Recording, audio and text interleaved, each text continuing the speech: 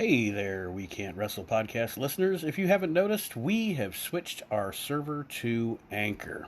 If you haven't heard about Anchor, it's the easiest way to make a podcast. Let me explain. First of all, it's free. There are creation tools that allow you to record and edit your podcast right from your phone or your computer. Anchor will distribute your podcast for you so it can be heard on Spotify, Apple, and many, many more. You can make money from your podcast with no minimum listenership, and it's everything you need to make a podcast all in one place. So go ahead, download the free Anchor app or go to anchor.fm to get started. Highly recommended by me and everybody else here at the We Can't Wrestle podcast. Hello, wrestling fans, and welcome to the latest edition of the We Can't Wrestle podcast. Nate Maxon, your host, here with you. And on tonight's show, we are going to talk about, Aaron and I are going to discuss some wrestlers that we think are overrated. Top 10 overrated wrestlers here tonight on the show. It's going to be fun. We'll probably have some debate there, I'm assuming. But, stay tuned for those lists, because I think it's really going to be a fun show. Before we get started, once again this week, have to talk about our friends at the Era and the Asylum, two great Facebook groups, especially for collectors, for wrestling fans. Like we have discussed on the show before, these are not just wrestling groups on Facebook. These are communities, people that not only share a similar hobby, but also share, just humanity, and it's a great thing. The Era, of course, with my friend Archie Mitchell, Pat Massanetti, Dave Duncan, and Petey Gleason. The Asylum with David Gold, John Majewski, Nick Francis. Great guys, and again, if you enjoy collecting, I guarantee you that. Sorry, guys, I thought I had SmackDown on mute there as I was recording, because right now Baron Corbin's on. He can suck my balls. I hate that guy. But anyway, he butted into the show there. Back to what I was saying. The Asylum, the Era. Actually, tonight, the Era, Archie gave away a graded 80 Dusty Rhodes Hasbro. And the person that won it put $10 into a raffle. $10. And that guy's going to get a figure that's probably worth $1,000. And like I said, it's not just about the raffles, though. It's not just about the figures. It is about that, but it's not just about that. I've actually gained friends in these groups, people that I don't know them in person, but I know them on the internet. And it sounds weird, but it's true. You have the same passion for something. You start to get to know people as people. So join those groups. Join the Asylum. Join the Era. Look them up on Facebook. Give it a chance. You don't have to play in any raffles. Nobody expects you to do anything like that. Nobody expects you to buy anything from anybody else. Sometimes we just bullshit about wrestling. Sometimes we just bullshit about life. But get on board with those two Facebook groups. And now that I've had my technical error with that douchebox, Baron Corbin, I'm going to bring Aaron in here, and we're going to start this edition of the We Can't Wrestle podcast right now.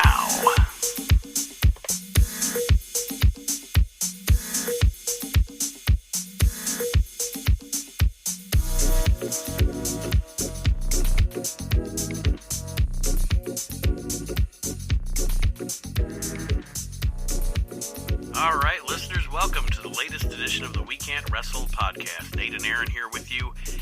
This show is going to be discussing wrestlers that we think are overrated. Well, that's going to be our top 10 this week. This show's not overrated, though. This show's underrated. And I want to let everybody know that's listening right now, if you have not yet, please do join our Facebook group. We are out there in the Facebooks and haven't been put in Facebook jail by Zuckerberg yet, so I think we're doing all right. You can interact with the show. You can post. I don't on this Facebook group. I don't put things up for approval or whatever. You can post whatever you want to post. I don't care. But do join our Facebook group and participate. Interact with the show. Like I said, it's kind of an extension of the show. Aaron, how's it going out there in lovely It's doing good. Have you watched any of the modern product this week? Not this week. I watched NW. I'm a little behind on NWA, but I watched NWA. The last current, like up to date thing I watched that Full Gear pay per view. Okay. What did you think of that show? I have my opinions on it. But what did It you? was just like any other wrestling show nowadays. Just things I liked on it, things I didn't like on it, and things that were just there for me.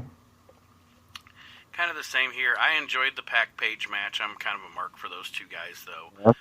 And Jericho and Cody had a really good match. Something you and I were discussing, and I wanted to bring it up on the show because it was one of the things that I think has been silly in AEW since it started.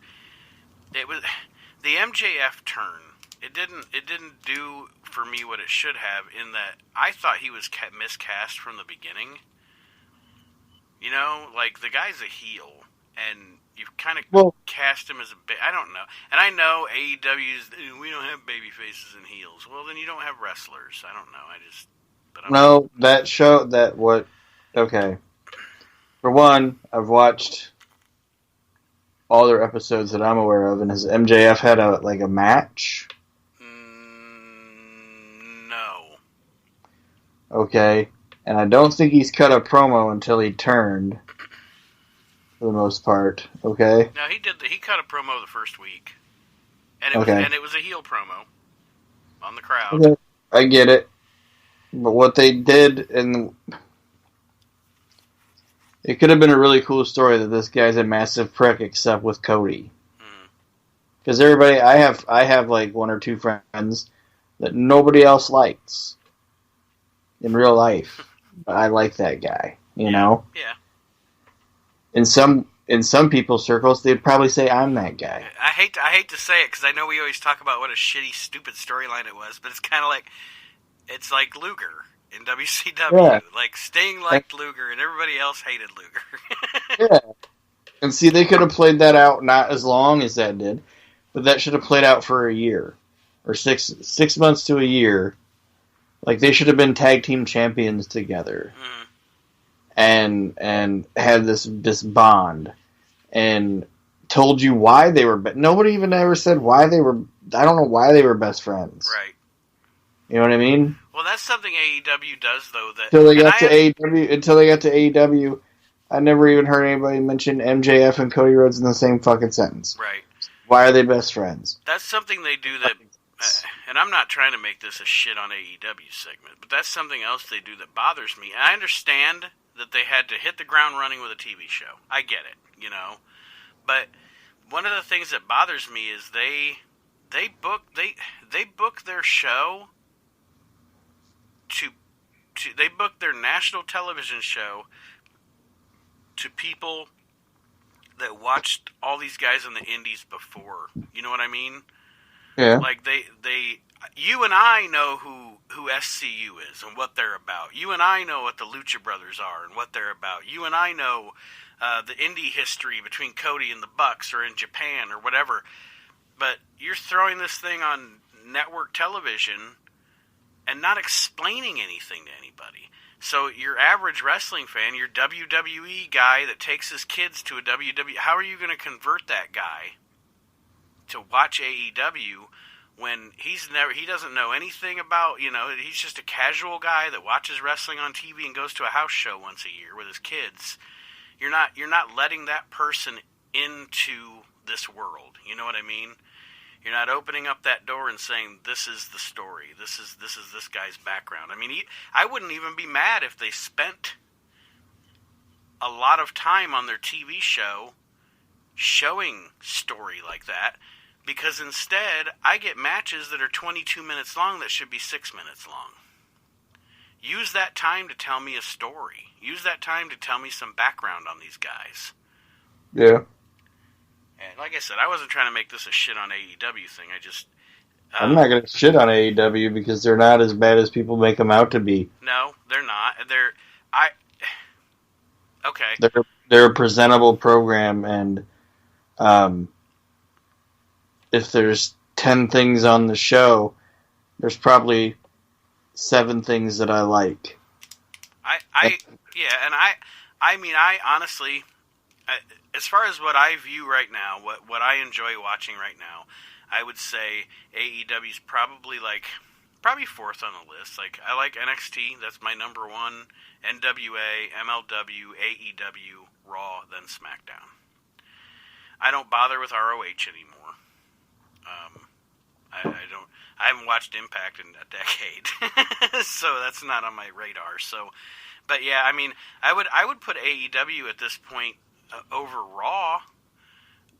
But those other three, NWA, MLW, and NXT, are I have to watch them. AEW is, I'm probably going to watch it, but I'm probably going to fast forward through some of it because some of the matches are so long. Like, that's one of the things that these basement dwellers complain about WWE all the time. God, he's got these long 25-minute matches in the middle of the show. But then you go to the AEW show and every match is 20. That's my biggest problem with AEW is its fans, I think, because they're hypocrites. Well, I don't give a shit about fans. There are a lot of things that WWE does. If they did it, or the AEW does, if WWE did it, that they would shit on it, is all I'm saying. I don't care about fans, other fans. I mean, I'm going to like what I like, and if they want to boo or cheer or whatever, fuck them, you know? Yeah. I like what I like. So, yeah, like I said, if that pay-per-view... And it's just like that main event of that pay-per-view, or whatever. It wasn't bad. Jon Moxley versus Kenny Omega, that wasn't bad.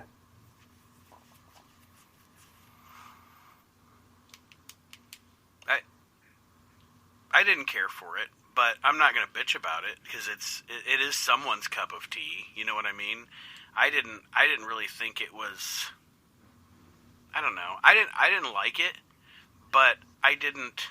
I could have easily. Okay, then this is the thing. I didn't buy the pay-per-view anyway. I fucking boosted it on the internet. I could have easily just not watched the match. You know, and it's like you said. You're gonna like something. I'm not gonna like it. Who cares? You know. I mean, it's my podcast. I'm gonna give my opinion if I want to, and you're free to do the same. But I wasn't a fan of the match. I thought that the pay-per-view was fine at the end of Cody and Jericho, and I didn't care for it. I thought personally a lot of it was either stagey or stupid. I didn't like Jon Moxley before WWE. It took a while for me to warm up to him in WWE because I don't like CZW, and I didn't like him then. I know you did. Not necessarily CZW, but you know what I'm saying. You were a fan of him before WWE. I was not. I guess I'm an Ambrose fan when he's in the WWE because I haven't really been impressed with him in AEW, but I don't know. I never thought he was a great promo. I thought he had good matches, and I thought that this match was, I don't know, it was just so, like that barbed wire mattress thing was stupid. Okay, so that thing's just laying around? You know, well, I don't know. What the fuck? I don't know. Do you see what I'm saying? Like, okay, so... Yeah, but when you look at the scheme of things, I mean... I can believe that somebody brought a bag of glass and earlier in the day put it under the ring. I can forgive that. Or I can believe that, you know, somebody brought Mick Foley brought a bag of thumbtacks with him. Or I can believe that there happened to be a sledgehammer under the ring, because, you know, maybe it takes a sledgehammer to help put the ring together. But I can't believe that fucking barbed wire mattress thing was just sitting around the arena. You know what I mean? Like, okay, that just stretched it a little bit. I thought the glass thing was silly, and the reason that was it was a lot of the barbed wire stuff was stagey because there was no more blood after the barbed wire than there was before the barbed wire. If you're going to do barbed wire, make me fucking believe it, is all I'm saying. I'm just saying, I mean, it wasn't anything more atrocious or offensive or anything than anything anybody else has ever done. No. Less less believable, but not atrocious or, offensive. And like I said, I could have easily just not watched it, but I watched it like you watch a train wreck. I wanted to see what was going to happen. So, and plus, it's like, oh, the guy went through this barbed wire thing that wasn't supposed. How is it there? Well, this other guy one time he got buried alive, but he came back. The stipulation of the match was. I know, but no, he got buried alive, but he stuck his hand out. Well, I mean, first he created a lightning bolt, and then he stuck his hand out. But that's the Undertaker. God damn it! I know. I'm just saying, though. You know what I mean? Yeah, I know. I see what you're saying. I know, but I'm just, we were talking about the match, and that was my feeling on the match. Okay. But I'm just saying, I think people get too hung up in the what's believable and what's not when it's like none of it's believable anymore. Right. Damn, that was a good one.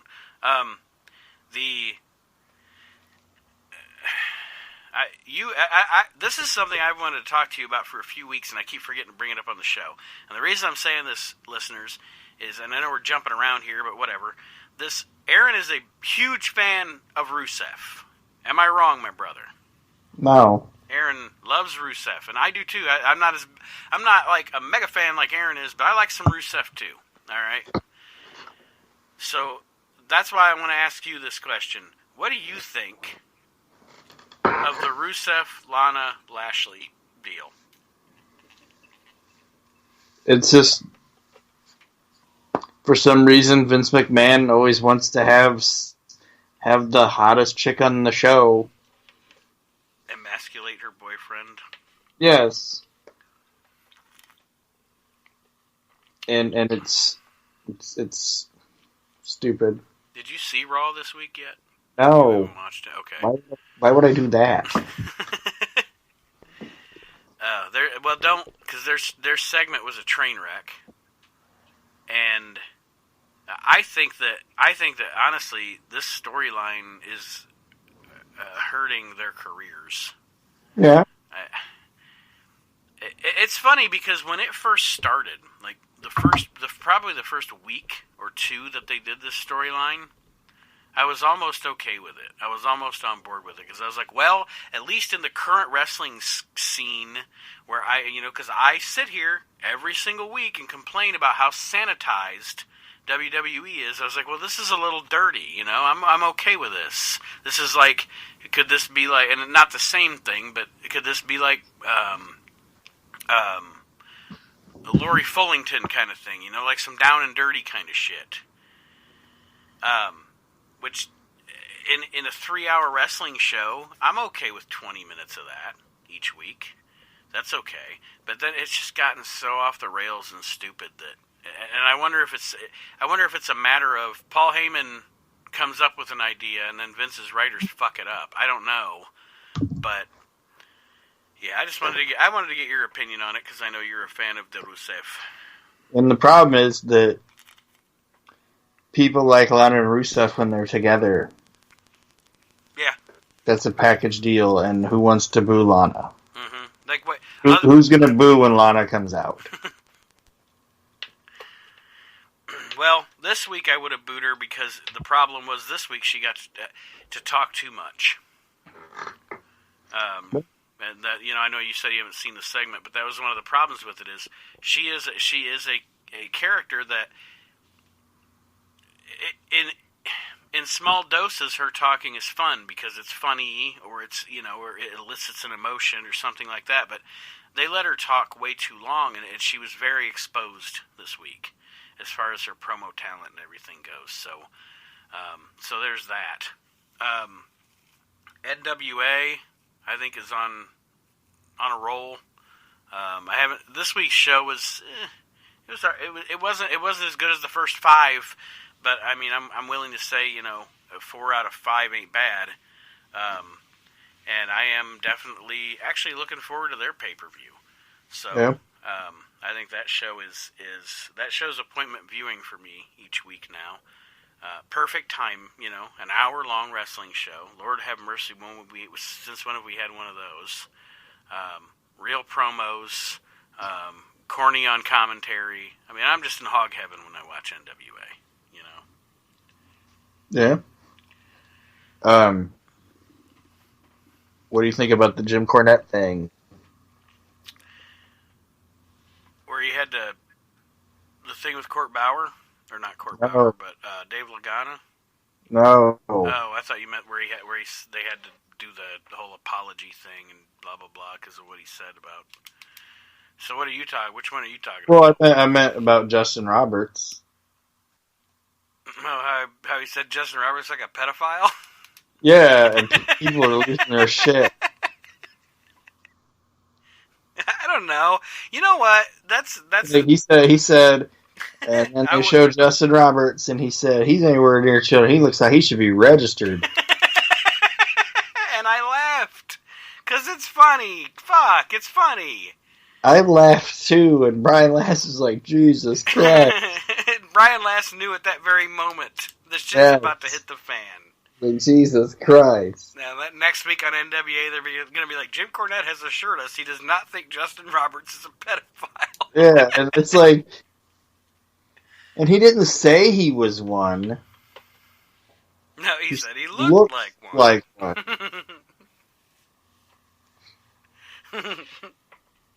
I think it's... I don't know. I think it's silly, because... What did Dave Lagana make? Like, what's that thing? That was...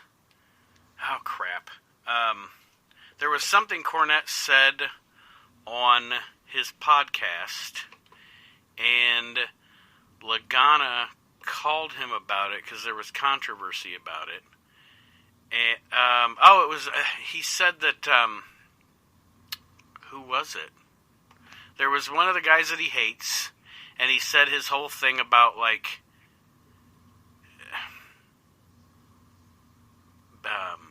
boil them in oil and, you know, use the whatever. Sell his fat for soap? Yeah, sell his fat for soap or whatever. He made some comment. I can't remember which guy. Maybe it was Omega. I don't know. It probably was Omega as much as he hates him. But he made a comment about this person, and people on Twitter started taking it as Cornette was making light of suicide. So then Lagana... that. What's that? I heard him talk about that. Okay, yeah. So Lagana made Cornette tell him, I won't ever make jokes or light of suicide again. And then the NWA released a statement saying Jim Cornette has assured us that blah, blah, blah.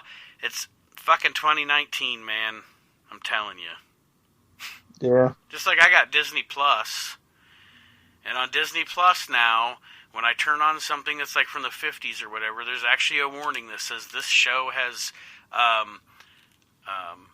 alludes to stereotypes or whatever that are no longer the norm. You don't need to do that. We know. You know what I mean? We know that. It's so funny. Yeah. And, I mean, I don't know. Being offended by something that was recorded 70 years ago. Being offended by something, and you choose to be offended. I don't know. We're getting off wrestling here, but to me, you choose to be offended. That's your choice. If somebody calls me a motherfucker, you know what? I don't care. I work fucking retail management. I get motherfuckered 5 times a week. I'm not offended. I don't care what you think about me. Go ahead. Sorry.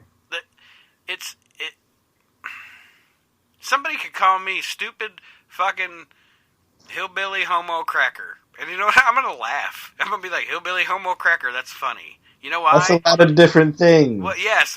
I'm just saying, you know why? Because I don't give a fuck. I don't care what you think about me anyway. So, I don't care. Why do people choose to be offended by fucking everything? That's why there's no good comedy movies anymore. Yeah. You couldn't make Blazing Saddles today. I was just thinking, it's funny. Blazing Saddles would get run off the fucking rails. It never even hit the fucking shelf. You know what I mean? Yep. Or the stream. I was thinking about something like when things would come out, if it was like offensive at the start, you know? Mm-hmm.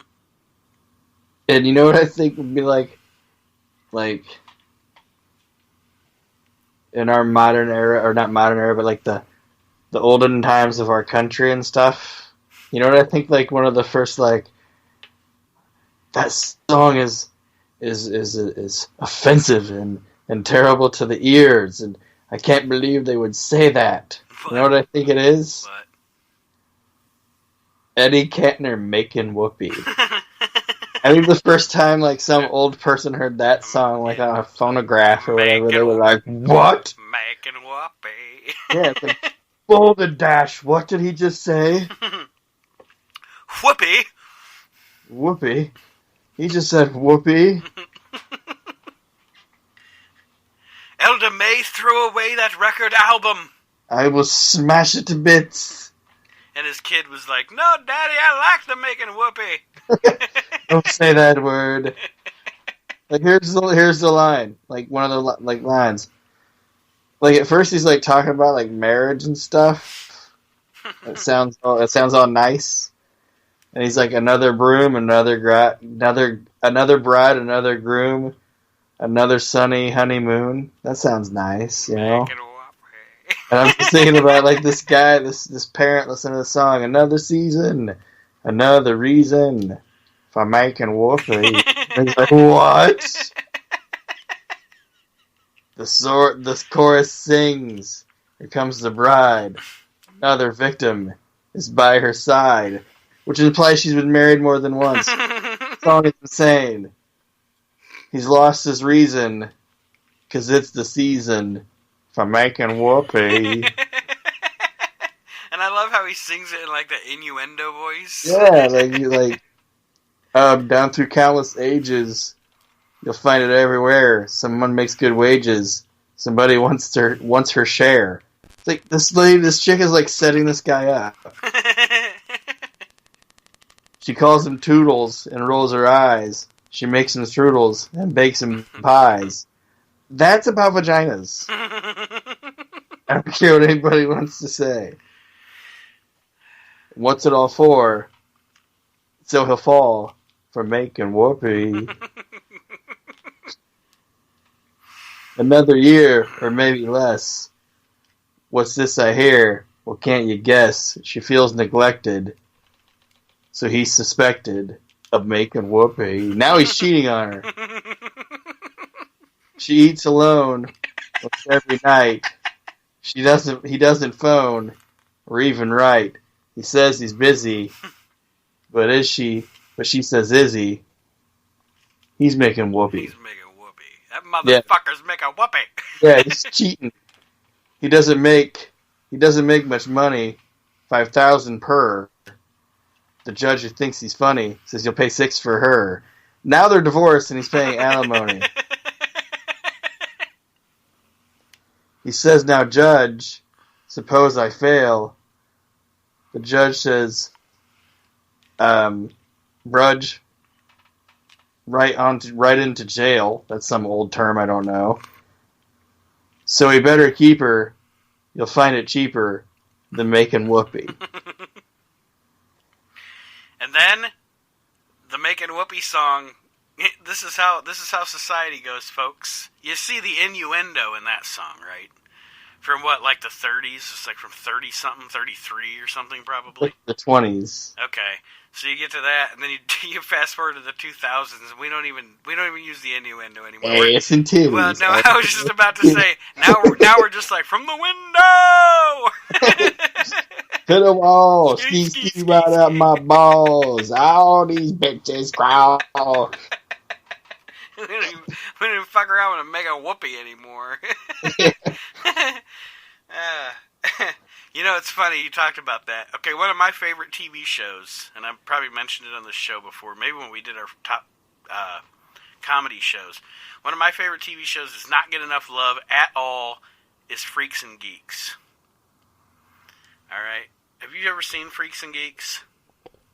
Yeah. Okay, that show's great. But you talking about that whoopee song makes me think of one of my favorite scenes in that.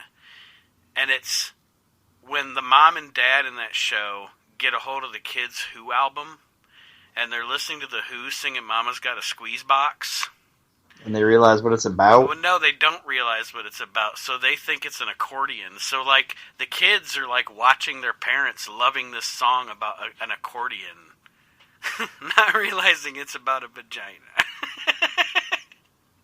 Well, I know you don't like, you weren't a big fan of Arrested Development with Jason Bateman. Mm-hmm. It's not that I don't like the show. I've just never put the time in to watch it. If I put the time in to watch it, I might really like it. It's I've said this, and I've said this about any time anybody anytime this guy's in something that's good, I always end it with this sentence. Tambor? No. Oh. No. It's a really good show, except for when David Cross is on.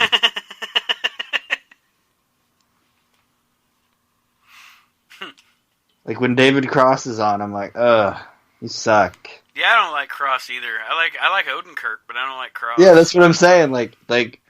I've said this so many times. I'm a really big fan of Bob Odenkirk, unless he's with David Cross. David Cross has only said one joke that made me laugh, and I'm not repeating it on this podcast because it's super offensive. Making whoopee. It's worse than making whoopee. It's pretty bad. But it's like the only joke he's ever said that I was like, that's a phenomenally great, horrible joke. Other than that, I want nothing to do with the guy. But on the show, it's all about like the Bluth family or whatever. Well, Jason Bateman's character is singing karaoke with his niece. Mm-hmm. Niece's name's Maybe. But they're singing this song, and about halfway into it, they realize what it's about. But they realize they can't just stop in the middle of the song, because they're in front of people. And they thought it was just a cute song, and they're singing "Afternoon Delight" together.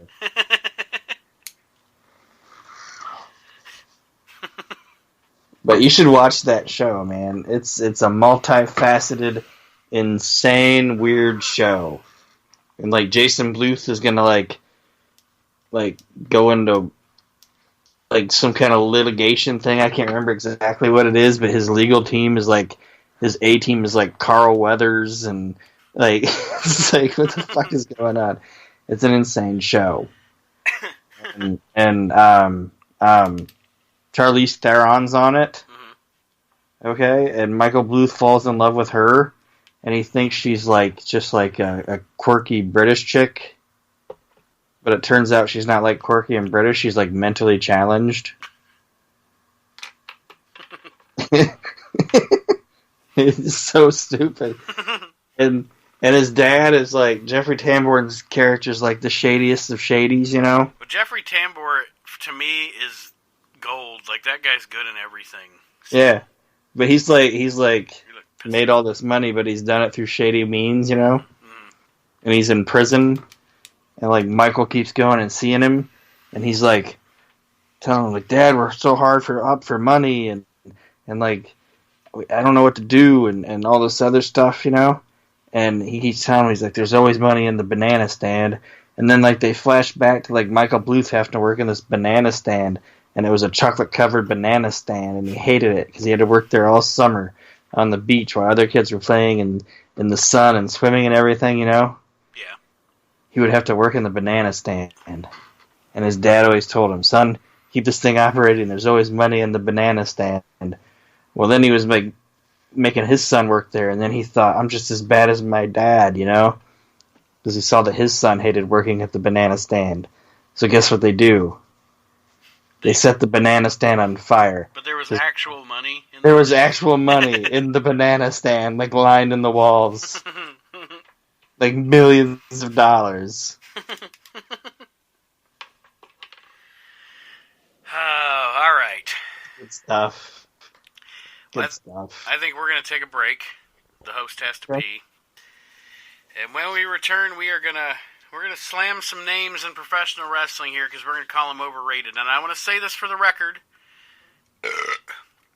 just because I just left the name off the list because I've spent plenty of time on him in this podcast. For the intents and purposes of this list, I didn't put Ron Garvin on it. Okay. Fucker's I'm also gonna. overrated, but I didn't put him on it. I've said my piece on Ron Garvin enough on this show. I'm gonna preface this too by saying that just because they're on my list doesn't mean I don't like them. Oh yeah, no, definitely. That doesn't mean there isn't something about them you don't like. You just think they're overrated. Yes. Like, he's not on my list. I didn't put him on my list. But, like, Sting is an entertaining character. You know what I mean? Yeah. And he's flashy and he's exciting and with his promos and his look and all that other stuff. But I've seen that guy have some stinker matches. Absolutely. You know what I mean? Yes. And there's a couple people on my list that are like that, on the list that I have here listed. So, this list that I have here listed, I just said that. So anyway, we'll take a quick break. We'll be right back with more of the We Can't Wrestle podcast Top 10 time up next.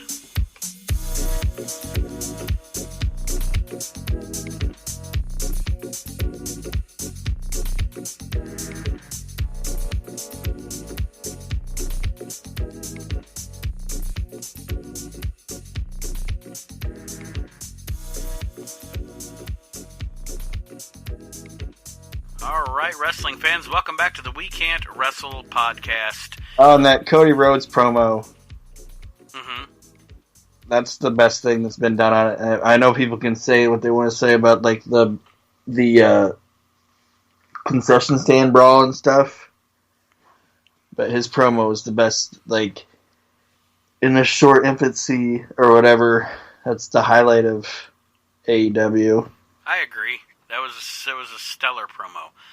Probably the best like real wrestling promo done in the past 5 years, honestly. And stupid dick should be a T-shirt. And it's funny because you went back to the. I have an observation too that I was going to make. We were talking about the modern product, then we got on the movies and stuff, and that's fine. But I was going to tell everybody. I don't know how many of you have really watched him yet. I was a huge mark back in the 90s for Hector Garza. And his nephew, Angel Garza, in NXT, to me, that dude is money. Angel Garza is fucking amazing in the ring. So, just saying that. And then the other thing I was going to bring up during the opening segment that we got off track, and I didn't. Last week we did an episode about Bash at the Beach 2000, which I named BS at the Beach 2000. And it was a terrible pay-per-view. It was a terrible pay-per-view. We had a lot of discussion about WCW 2000 and how bad it was under Russo. But there was, I'm watching 2000 right now, so I'm putting myself through those Nitros from 2000 at the moment, and I'm telling you, there is an episode of Nitro, Aaron, and I actually, you know how, like Russo, his booking, you know how once in a while in his booking there's something where you actually are entertained by it, like, yeah, it is fun, you know, like, not everything the guy ever did was hot garbage, you know, yeah. He would have been, Russo's best place would have been to book mid-card, I guess is what I'm trying to say. Like, he shouldn't have been booking main events. But to book the middle of the show stuff that might make you laugh or make you smile or make you cringe, he was good for that stuff. But anyway, there's a storyline that they did where everybody probably remembers it. Who's Stacy Keibler's baby daddy, right? Yeah. There's an episode of Nitro where David Flair gets this videotape from M.I. Smooth, okay? And Smooth tells him that's going to tell him who the baby daddy is or whatever. So he's going around the arena trying to get people to play this tape, okay? And he goes to he goes somewhere, I forget what he talks to somebody in the back and asks where the video room is, and they tell him. Like, they give him the information he wants, right? So they turn around and he hits him with a crowbar. Okay? So this starts the trend. So then he Like everybody he encounters, he's beating with a crowbar. So he encounters Jimmy Hart, and Jimmy Hart's like, just take it to the video truck, baby. And he's like, thanks, Jimmy. And then Jimmy turns around, and he hits him with a crowbar. so then he goes to the video truck, and the video truck guy's like, I don't know, they're just having a conversation. You don't even hear what they're talking about. And David Flair's like, play the tape. And then the guy turns around, and David hits him with the crowbar. Like, it's just fucking stupid, but it's so funny. Like, I don't know if he ever does get the tape played. He's just hitting everybody with the crowbar. But anyway, it made me laugh. So I had to give a little bit of credit to Vinny Rue here. And not everything the guy ever did was absolutely terrible. He just should not have had... He should not have had... control. Yeah, he shouldn't have had complete control. He shouldn't have had the book. He should have been a part of a committee. And that's that. So, anyway, now we will roll on. It's top 10 time here in the We Can't Wrestle world. We're going to talk about guys and gals we think are overrated. I don't have this list in any numerical order because, like Aaron said, these aren't necessarily people we hate. These aren't like, these are the wrestlers I hate the most. These are just wrestlers that I think are overrated. And I will talk about their good points as well as their bad points. And I'll let you start with your first one, Aaron. My first one is Angel Garza. It's not really Angel Garza. Yeah, I figured that out. It would be, excuse me, the Dudley Boys. I can see I see what you're saying there. I don't have them on my list, but they would, like, if I had a 20, they would definitely be in the 20.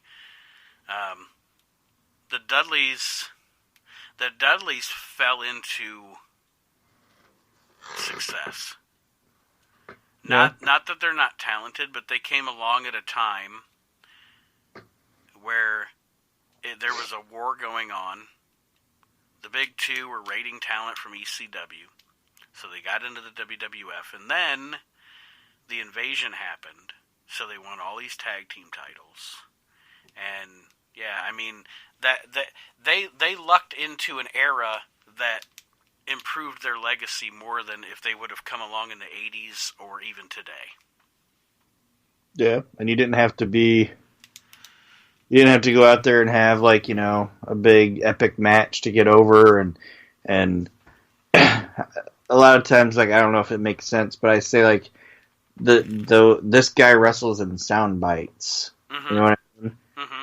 Like the death drop and the ball thing, and I think Bubba Dudley, excuse me, falls into this, like, the same category as, and it's not the same category athletic wise or achievement in the business wise, but I think he's in the same group as Mick Foley and Bret Hart, where he's his own biggest fan. Yeah. And also the Dudleys, I will liken them to, it's going to sound, at first, when I first say it, some people might turn their head like, ooh. I will liken them to Lex Luger, in that the Dudley Boys were really good when they had the right dance partner. Yeah. You know, you put them in there with the Hardys and Edge and Christian, well, fuck, that's you know, nobody can deny how, you know, when those three teams got together, there was magic. If there's somebody that doesn't like those matches, they don't like wrestling. But you put them in there with, and this is no knock to those guys, because they just weren't the right dance partners, but you put the Dudleys in with the APA, or you put the Dudleys in with the Outlaws, and it's not that magic, you know? Yeah. So, yeah, I mean, I can totally see the Dudleys as being overrated in that respect. And I'm actually a bigger fan of Devon than I am of Bubba, so. God damn it. So the first guy on my list here is some 80s wrestling fans, late 70s, 80s wrestling fans might think this is sacrilegious, but I really do think this guy is a bit overrated, and it's Big John Studd. Big John Studd is way overrated. Big John Studd, I think he has an iconic image. You know what I mean? Like he's part of that early '80s WWF iconic image. But I've never seen anything from Studd that really got me going, damn, I really like Big John Studd. I don't know. I hate Big John Studd. Oh, damn. We are brothers, and I never knew you hated Big John Studd. Does absolutely nothing for me. Nothing. He's a bad promo. Good thing. Bad promo. He's boring. And guess what? I'm gonna go out and I'm gonna say something. You know what I'm gonna say? What's that? It's the only time that I didn't give a shit about Bobby Heenan. Like, I want to be like, Bobby Heenan, why are you with this guy? He's devoid of talent and charisma. It's good for nothing, Big John Studd. Good for nothing, Big John Studd. Guys, but you're better than this, Bobby. He ain't never beat Andre. He ain't never beat Hogan. That sucks. Yeah, I don't see it with Studd. Like, I've never seen a good Studd promo. I don't know if I've ever seen a good Studd match. Like, no, you know, like the most intriguing Big John Studd match I've ever seen is on the Hulk Hogan Anthology DVD. There's a match with Hogan and Studd in Puerto Rico, and there's a fucking downpour during the match. So like the mat is like soaked, and they're like slipping around and shit, and then eventually Hogan just. I thought that was Andre. No, that's with Hogan. Oh. Yeah, it's with Hogan, because it's on that. Like I said, it's on that Hogan Anthology DVD. But yeah, that's the most intriguing Studd thing I've ever had. It took a natural disaster for Studd to have an intriguing match. I would pretend his LJN doll was somebody else. This ain't Big John Studd. This is Dr. D. David Schultz. Yeah, this is Dr. D. David Schultz. All right, so we're in agreement on Big John Studd. Yeah. Who's next on your list? The next guy on my list is, let's go with Billy Gunn. Yeah. Billy Gunn is that, to me, Billy Gunn is the, man, they tried so many times with that cat. Yeah. Like, they really did. Billy Gunn can never say Vince McMahon did him wrong. But he tried to. He tried to say. Yeah, he did, and fuck him for it. Because Vince McMahon tried multiple times to get that guy over. And there's guys that'll be on this list that you'll be like, oh man, this guy was super overrated, but like, you know, he cut a really good promo, or he didn't cut a good promo. Whenever he was in a tag team, he was like the lesser of the team. Mm-hmm. And anytime they tried to do something with him as a singles wrestler, it was just a fucking goddamn shart in church. Like, worse than a fart, just a shart. Let's talk about SummerSlam 99. Him and Rock. Like, yeah. When does The Rock have something going on that's unentertaining? You know what I mean? Like, damn. How you gonna pull down The Rock? He's like the second worst King of the Ring of all time. It just, yeah. His promos always bother me too, because he puts inflection on words that shouldn't have inflection on. I don't know if that makes sense, but Billy Gunn's that guy that, like, instead of saying I'm here at Madison Square Garden, Billy Gunn's gonna be like I'm here at Madison Square Garden. Like, he puts the inflection on the wrong word, and yeah, he benefited from being surrounded by very talented people in DX. I'll give him that. And yeah, you're saying that, Lex Luger, when he's in there with somebody good, has great matches.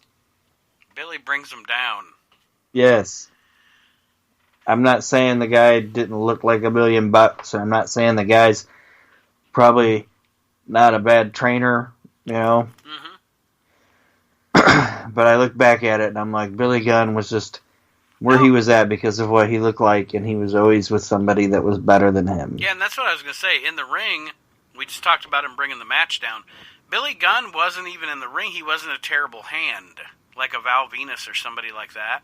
But he should not have been in main event matches. He brought main event matches down. Yep. So, yeah, we're in agreement there. This one, the next one we are not going to agree on. I guarantee we're not going to agree on. And again, like we said, I don't want to start any shit, listeners. This is not, I don't dislike this guy. I just think he's overrated. And this is a modern wrestler. And I say Finn Balor is overrated.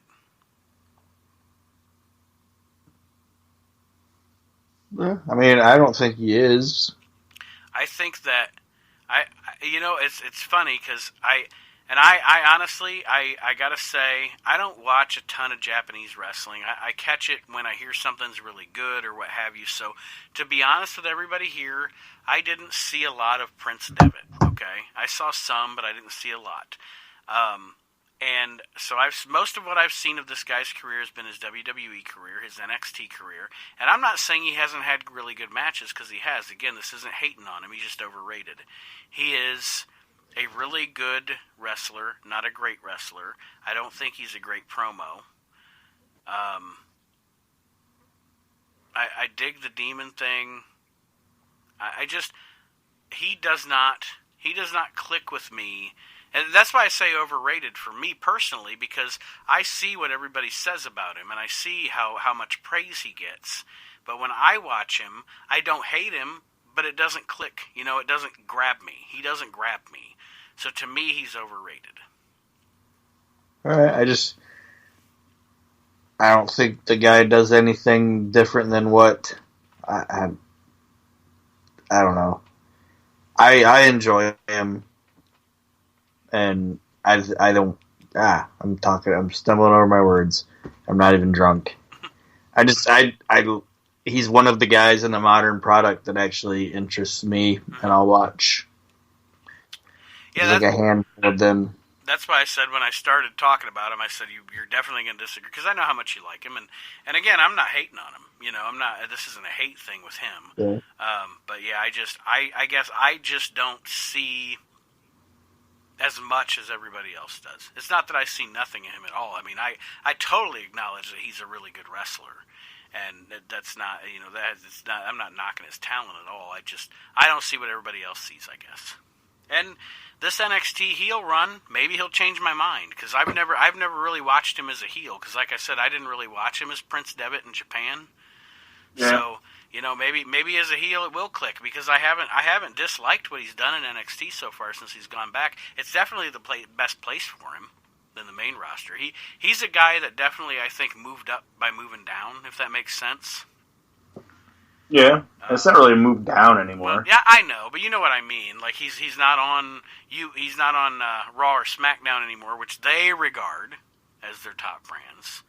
So for them, it's a move down, but I think it's a move up for him. Because he really, in NXT he can be a top 4 or 5 guy, whereas on the main rosters he was not going to be that, Yeah. So, but yeah, I've said my piece there, so we can go with your next one if you're ready. If you don't have anything else on Finn. Nope. The next guy on my list is Juventud Guerrera. The Juice. Yes, the Juice is overrated. Make your case.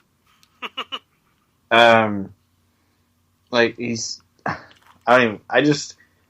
of all the luchadors that were in like WCW and stuff, even he just didn't do it for me. And like when he had the mask, it wasn't like. There's a lot of the guys when they had the mask, they were cool, but then when they lost the mask, they kind of lost some of their mystique. Mm-hmm. You know what I mean? Yeah. Either way, he just did it. Juventud Guerrera doesn't do it for me, and I would see better luchadors as I've been watching WCW.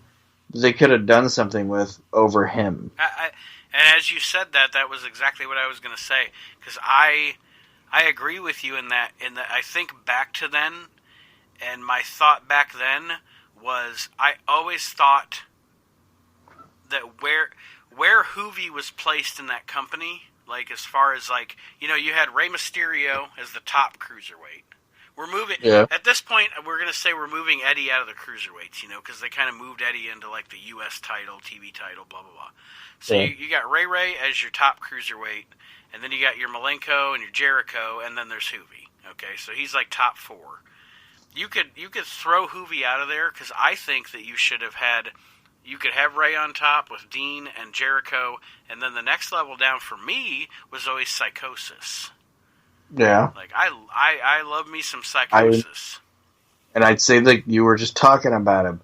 Like, Hector Garza was better than Juventud Guerrera. Yeah. La Parca. Oh, yeah. The man. Better. 10 times better. And he was a little different. They used him. La Parca always made me laugh. Aaron knows. I've always been a big mark for La Parca. La Parca always made me laugh, though, because he was in the cruiserweight division, but he wasn't. There was no way he was cruiserweight. Yeah. And dude was so big. Yeah. But I mean, and they did use him differently because he was so big. Yeah. But I think honestly, the main reason that, like, in my opinion, an underrated in WCW luchador was Lizmark Jr. I like Lizmark. Mm-hmm. Silver King. Oh yeah. But I think the reason that they used him was because he spoke English for the best English out of all of them. Mm-hmm. And that's why he was one of the ones that was selected as being... And I hated when he became the Juice. Oh, and yeah, that was terrible. He was like the juicerweight champion. I want to make a huge apology here too, as we were talking, because I talked about the top cruiserweights in WCW in the 90s, and I did not bring up Ultimo Dragon, so my apologies. Yeah. But he was a little different too, because they did use him in like the TV and whatnot. But yeah, I think Juventud Guerrera, Da Juice, is overrated. I cannot disagree with that, actually. So yes, we are in agreement there on the Juice.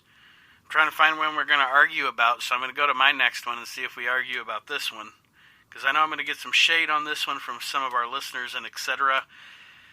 Overrated. Greg the Hammer Valentine.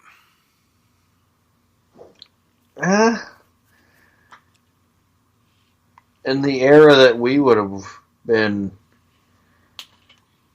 little tykes watching, I would say yes. I've seen some stuff from him back in the 70s where I would think that I wouldn't consider him overrated.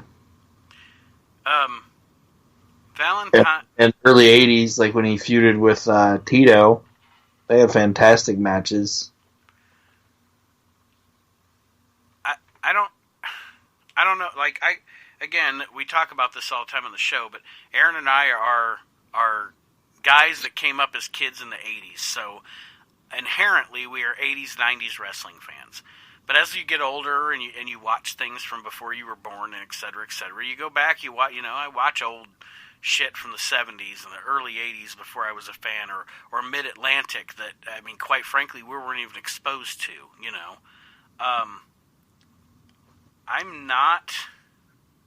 I used to hear guys talk about how good he was back then.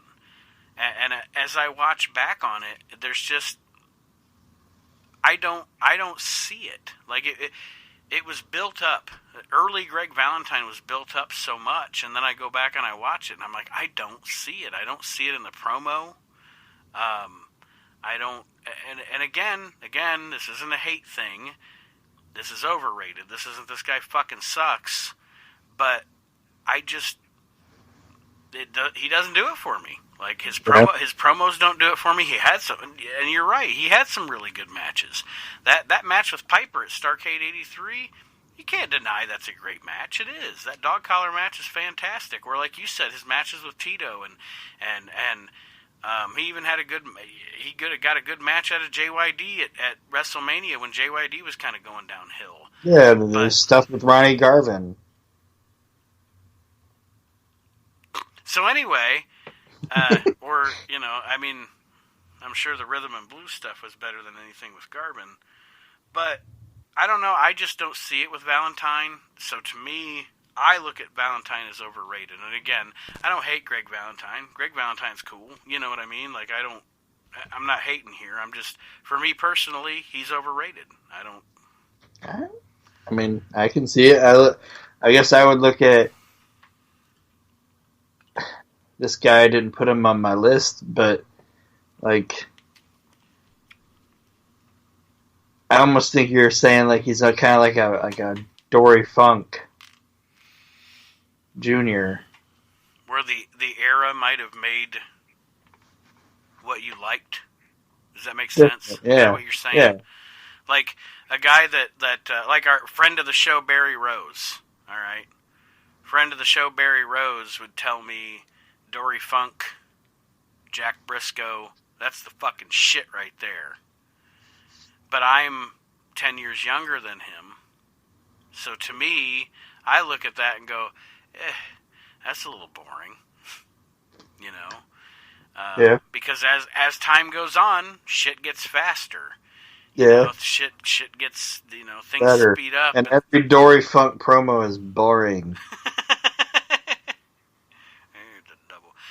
Those two brothers, man, are there any more like opposite? Like, No. because I mean, I'm on board with everybody that Terry Funk's one of the greatest of all time. Terry Funk, there is no. We're getting off topic. I don't give a shit. There isn't.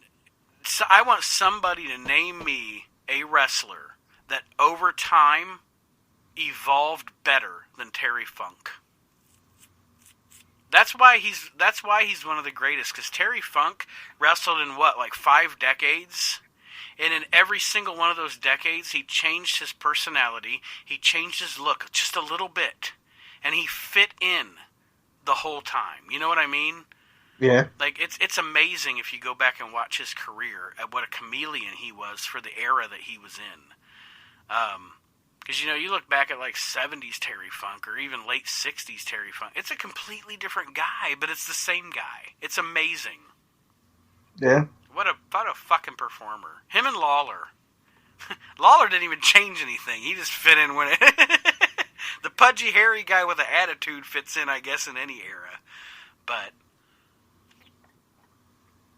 Whoa, excuse me. There's my piece on Greg Valentine. All right, and I just figured I'd sneak in. Dory. Yeah, I snuck in Dory Funk. I'll admit it. If you're listening, Barry Rose, we ain't hating. I don't like Dory Funk. So is it my turn? Mm-hmm. All right, I'll go with my most modern era person, since you put not since you put, but I'll just go with it. It's, and I've told you this before, so you know I'm not just like making shit up. Mm-hmm. It's Jimmy and Jay, the Usos.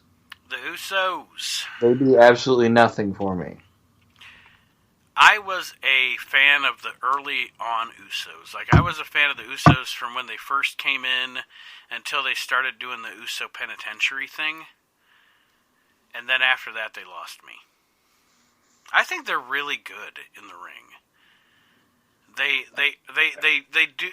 To me, they're like the Hardys, where they do high spots that mean something. They're not spot monkeys. I don't like their Uso and their stupid outfits, and they don't do anything that makes me think, oh my god, these guys are the best thing since sliced bread. I think they're pretty generic, they're pretty basic, and I don't like them. Now, one question I will lay out to you, just to play devil's advocate. Do you like them in the ring? I think they're... There's a reason I'm asking this. So. They're nothing...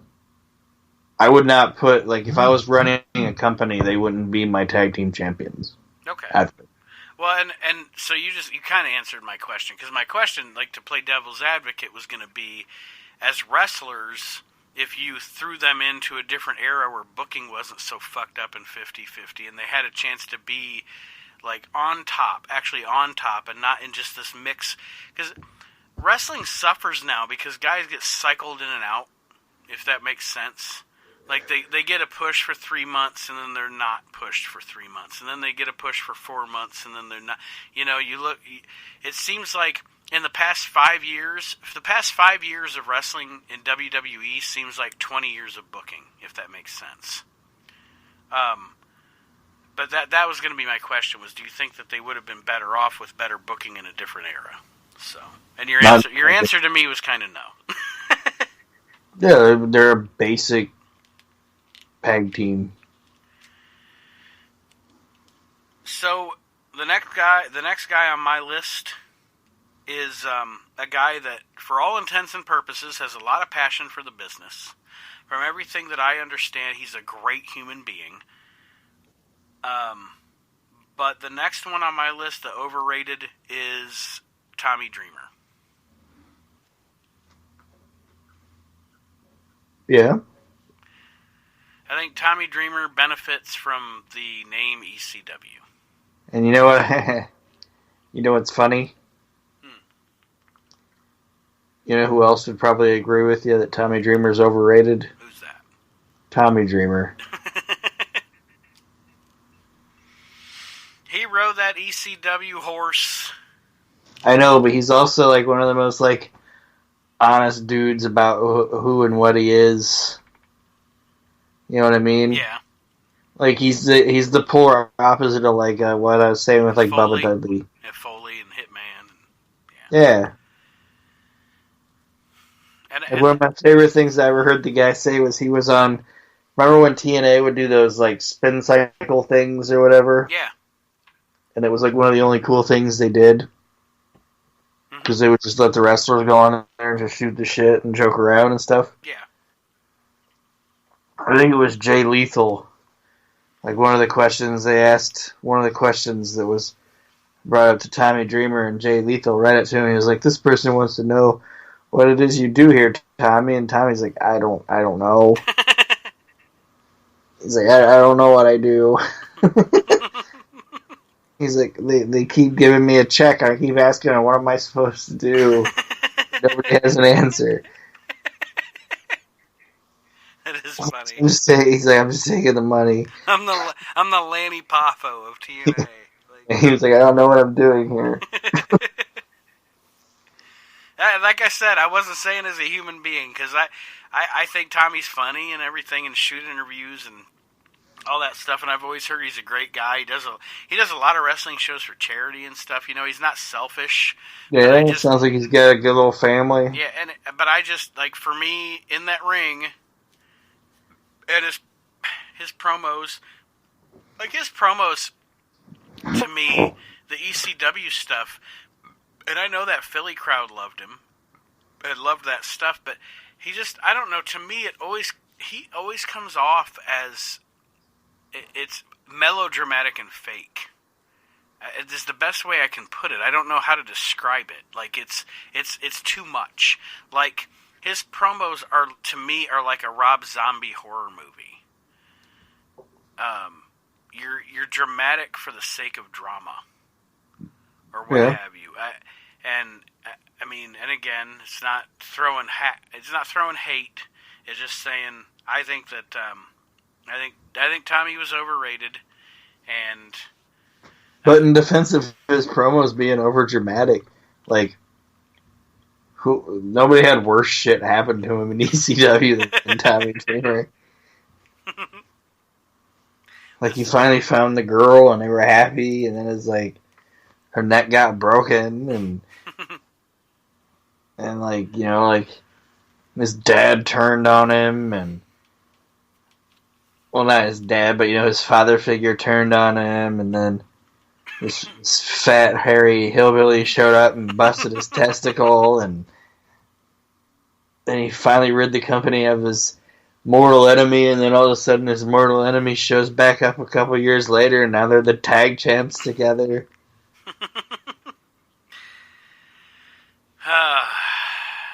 And all this bad shit happened to him because just one day in like 94 he burned a fat guy's eye with a cigarette. Tommy Dreamer had a rough life, man. Well, I still think he's overrated. Rough life or not. So who's next on your list? Hold on, my phone closed. Just want to make sure I don't bring up the same guy twice. The next guy on my list is Jim Duggan. Yeah. I'm not saying he was the crowd pleasing, gimmick having motherfucker, but that dude in the ring, I think, and I didn't see a lot of his, like, you know. Oh man, Mid-South Jim Bill Duggan. Watts. Oh my God, it's so good. But when he got to the WWF, nope. Sorry. See, I'm a hacksaw guy, so I'm not gonna yell and scream about it. Like, I'm not that big of a hacksaw guy, but yeah, I don't look at hacksaw as overrated. I think hacksaw was perfect for every role he ever played. The role he was like Mid-South. Okay, I'm basing the overrated of Hacksaw Jim Duggan. The WWF. Well, and you know how we were talking about, like, you know, you might like this guy's promo, or his flashy style, or the way he comes out. All of that is perfectly fine, but I think bell to bell in the ring, Hacksaw Jim Duggan, overrated. Okay. All right. Yeah, that's when I think that might be the first one we as Trump would say, bigly disagreed on.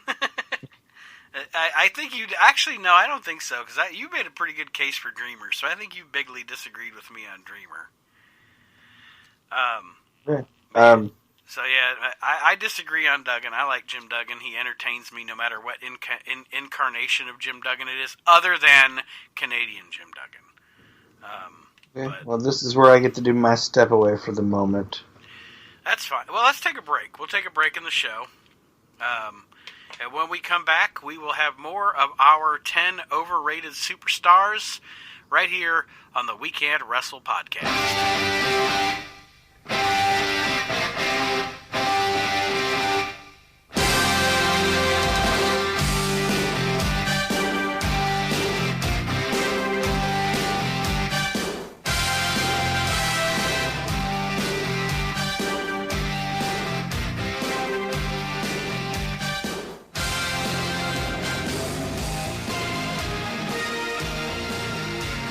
Alright, wrestling fans, the break is over. We're back with the We Can't Wrestle podcast. Just want to remind you, if you're listening on the Podbean link that I put up on our page, you can listen on Podbean if you like, or you can also listen on any podcast app that is available. Stitcher, Podcast Addict. Podcast Addict's actually my favorite. Or you can listen to the show on Spotify or iTunes as well. And we do appreciate feedback. 5-star ratings gets the show some attention. So, and again, I'll say it again, ad nauseum, join our Facebook group to participate in the show. So we're talking overrated professional wrestlers here. And the next one on my list is one that I think I have alluded to in the past on the show. Not as much as Ron Garvin, but it's Ken Shamrock. Ken Shamrock just doesn't do anything for me. I don't want to say it. Like, I'm indifferent. I don't want to say I'm indifferent.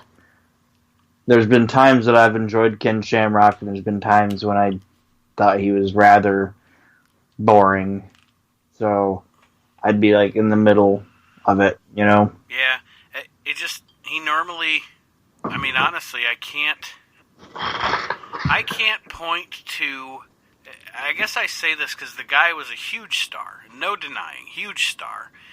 And there's a good reason for that. He's a great athlete, an MMA fighter, a serious badass. You know, there's no denying any of that. But as far as a pro wrestler goes and his career in wrestling, there's literally nothing that he did in the WWF where I was ever terribly intrigued.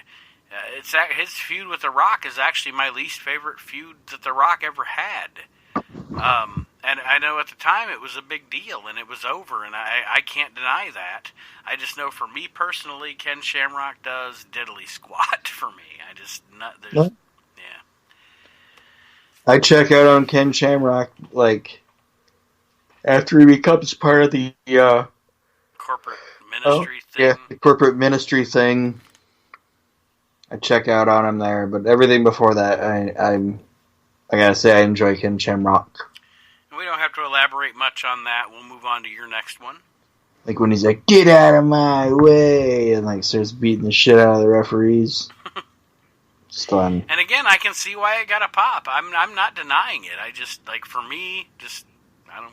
There's nothing for me with the guy. I don't know. All right. Next guy on my list would be, let's go with Al Snow. Really? Yes. I like Al Snow. I like Al Snow too, but I think Al Snow's overrated. I think Al Snow's a really good wrestler. I think he's funny. I don't know. I'm general. The only time the only time in his career that I didn't like Al Snow was in late 2000, early 2001 when he was doing that heel gimmick, like when he was, stirring shit up with Foley and Rock and doing that whole deal. Like that doesn't do anything for me. But yeah, I'm an Al Snow fan. I don't in any way look at him as overrated. Well, I do. Why is that? I just think that he didn't really like inside the ring, like because I based a lot of mine not off their personality. I based a lot of mine off of inside the ring. Mm-hmm.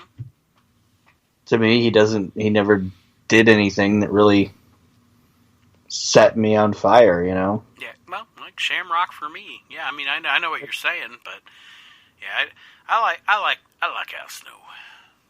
And like you said, I like Al Snow too. I think Al Snow's funny. I think Al Snow, the head thing was awesome and all that, but bell to bell, I mean, everybody's like, oh, he was one of the greatest workers of his generation. No, he was good.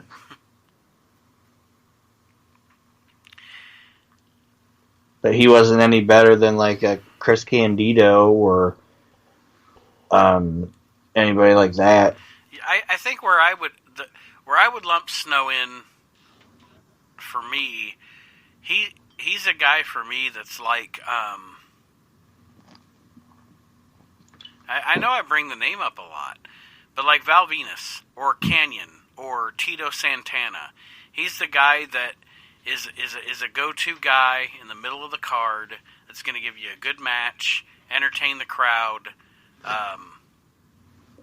I think for what he was intended to be, he delivered. So I like watching through. It's like when he doesn't have the head thing going on or whatever. It's just I don't really have a lot of interest. So my next one I picked is actually a female.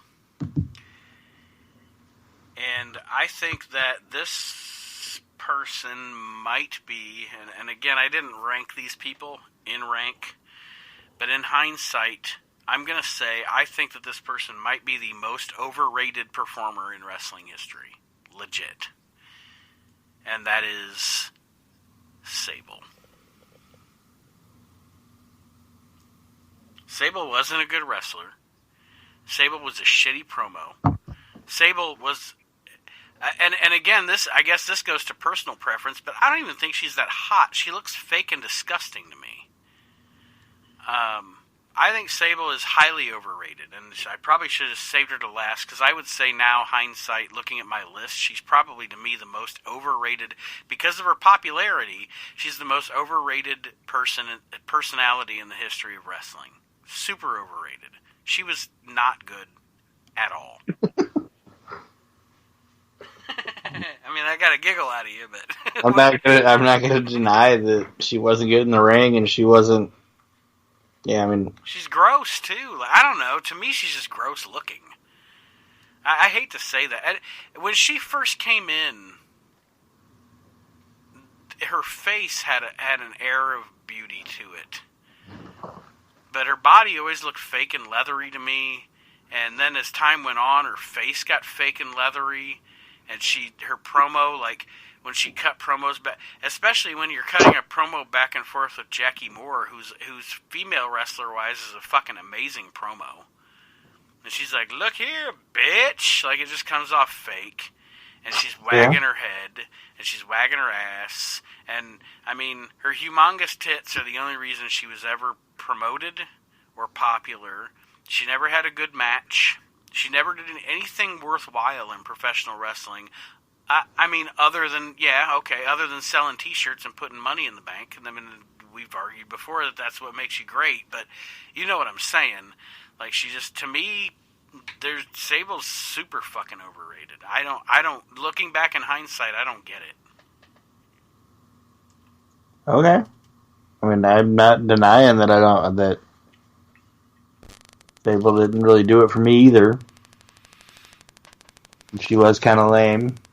Alright, cool. I'm glad we're in agreement, because I got a little passionate about that. But she did do... Her promo that she cut on England was good. I don't even remember what that was. She's supposed to wrestle at one of the United Kingdom shows, like one of the UK only pay-per-views. Mm-hmm. And she comes out and she's like, I have a chest cold. And obviously, like, Jerry Lawler's like, if Sable's got a chest cold, it's a hell of a chest cold. That type of joke. Yeah. She got big titties, But she's like, and I haven't felt well ever since I've come to your dark, damp, dank country. Everything about you people is damp and dank. And she's like, it's not her promo. Somebody wrote it for her, Right. But she just runs down the entire, like, she's not talking about the town. She like runs down the entire country, and it just cracks me up. But I mean, she was somebody that got by on her looks. She's the Billy Gunn of female wrestling. That's a good one. I like that. But yeah, so Sable, she's the fifth one down or sixth one down that I put on my list. But I guess hindsight, after making my list, if I had to pick a most overrated in wrestling history, it's probably Sable for me. Okay. So now we will move along to your next one.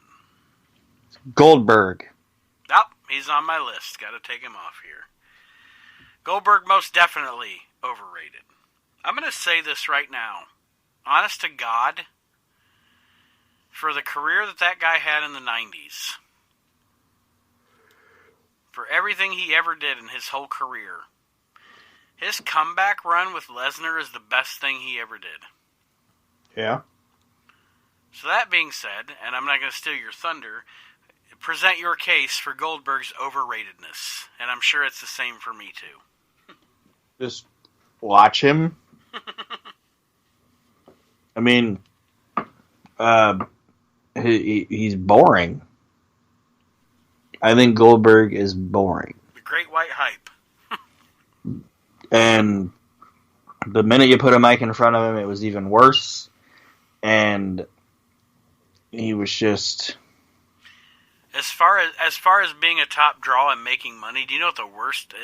We keep going back to this the past couple of weeks. But you know what the worst thing that ever happened to him was? Russo.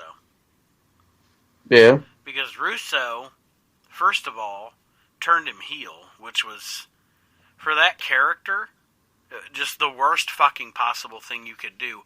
Because a babyface, and if this makes, I hope this makes sense when I say it, a babyface, a good, strong babyface, booked properly, doesn't have to cut a good promo, if that makes sense. Yeah. A heel has to be able to cut a good promo. A heel has to absolutely be able to cut a good promo and be believable. And it just, that's what ruined him. And again, he's overrated. So, in the long run and in the long and short run of things, Goldberg was literally surrounded by people that made him.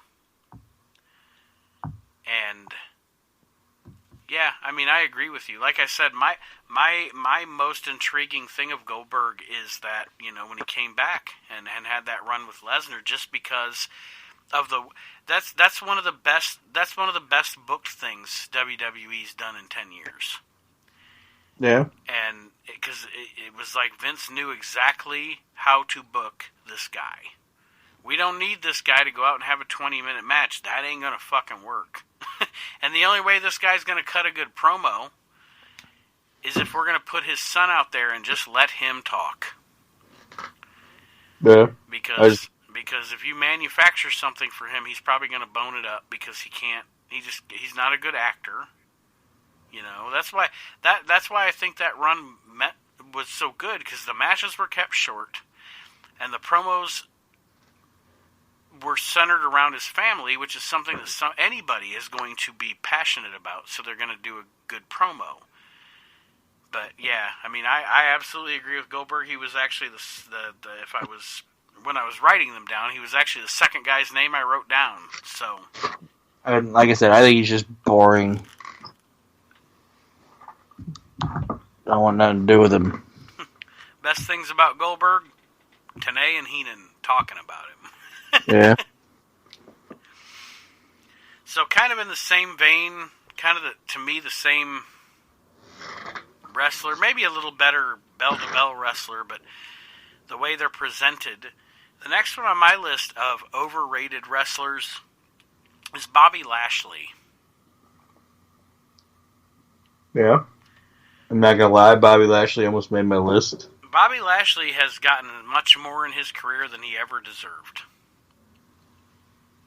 You know, to be in that Battle of the Billionaires at WrestleMania 23, the push that he was getting at that time was completely undeserved. Crystal Marshall. Crystal Marshall. And again, I cannot deny, and this is just like I said with Goldberg, everybody, you know, all these guys have had a good run somewhere or another where I didn't hate them. Bobby Lashley actually had a really good run in TNA as a heel. You know, he didn't do a terrible job there. He was actually something about that show that I was intrigued to watch. He didn't do a bad job as a cocky heel.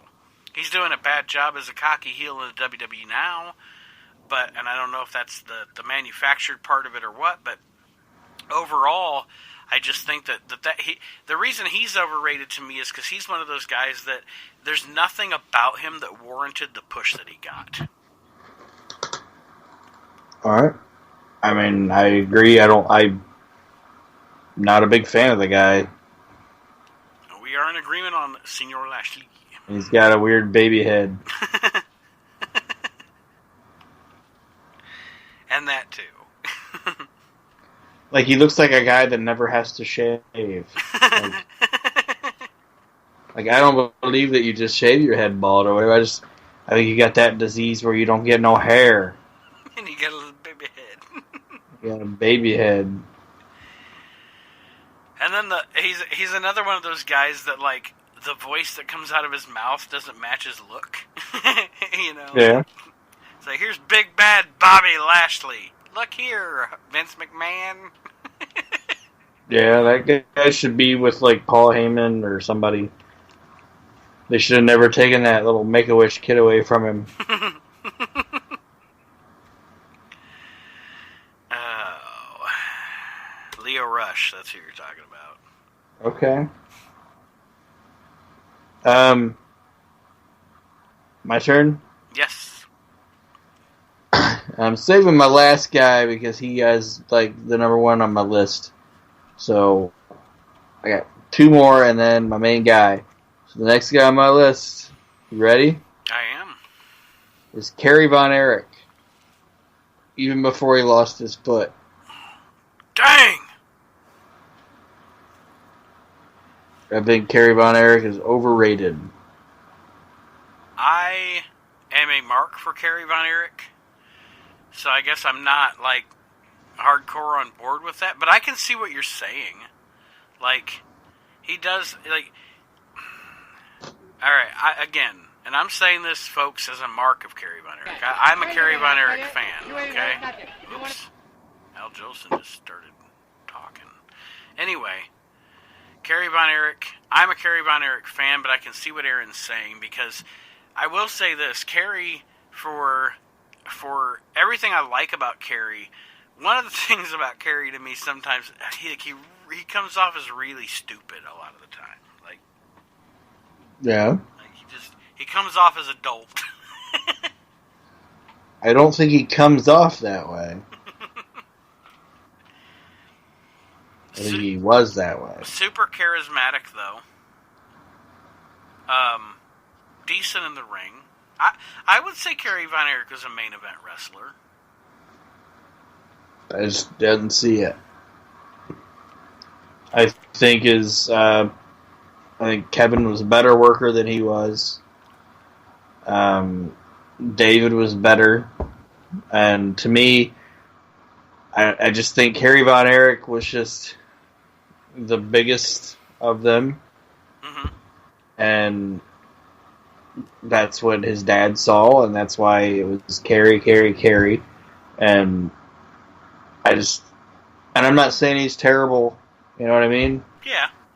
I just think he was just an overrated person, and I don't think he would have had near the career that he had if his brother hadn't died. Mm-hmm. And I think he would have been in the role that Kevin was in if his brother hadn't died. So I think Kerry Von Erich, I don't want to say lucked into it, because you don't want, your brother to die or whatever, but I think he just kind of fell into, okay, this one's gone, so let's put this one in here, type of thing, you know what I mean? See, and my thing about Kerry, I don't find Kerry overrated, so I think I've established that. We're not going to argue that.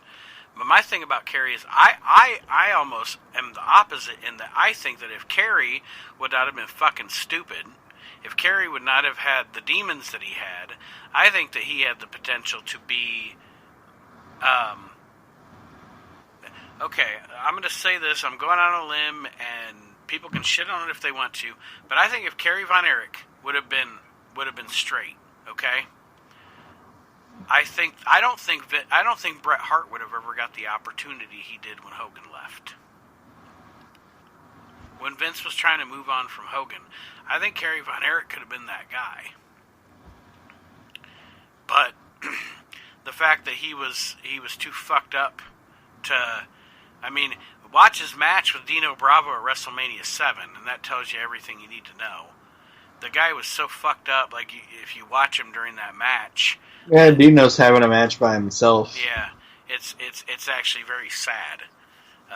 Thinking of Kerry as a human being with a family and everything, but I see what you're saying too. But I have a different view of Kerry. I guess I see brilliance in Kerry, but I also see tragedy there, and that's why I don't necessarily think he was overrated. I think that he destroyed himself is what he did. And it might also have to do with the fact that the World Class Championship Wrestling as a whole, I think, is, if you were going to put a promotion on Overrated, it would be World Class Championship Wrestling. It was overrated.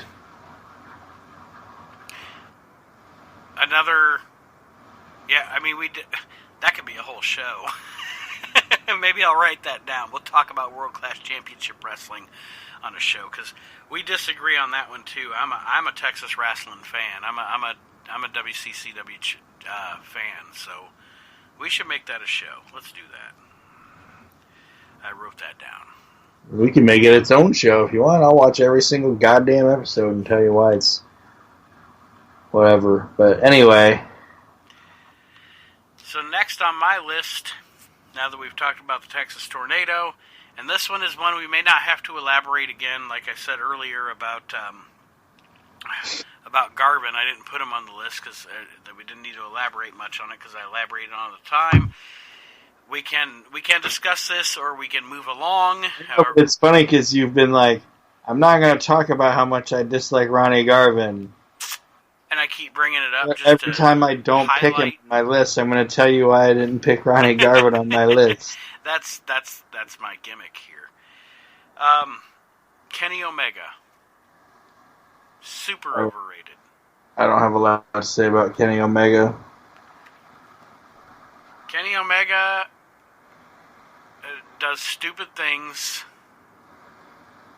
that I hate. I hate his style. I hate his style. And you know what's fun? The worst thing about him, and one of the things that grinds my gears about the guy the most, is I see potential when I watch Kenny Omega. Like, I see parts of his matches or whatever. I'm like, man, this guy could be really good. But then he spends the other 96% of the time doing stupid shit that is stupid. And it's, I don't know, I think he is overrated as fuck. And I don't see how he's ever got the attention that he's gotten. I don't see it. I just don't see it. So, I mean, I want to elaborate on it more. I know you said you don't have a lot to say on Kenny Omega. The only thing I'll say about Kenny Omega is, you know what I think he honestly is? I think he's a wrestler that's wrestling to his audience. And that if he would go to the WWF or WWE tomorrow, you'd see a completely different Kenny Omega.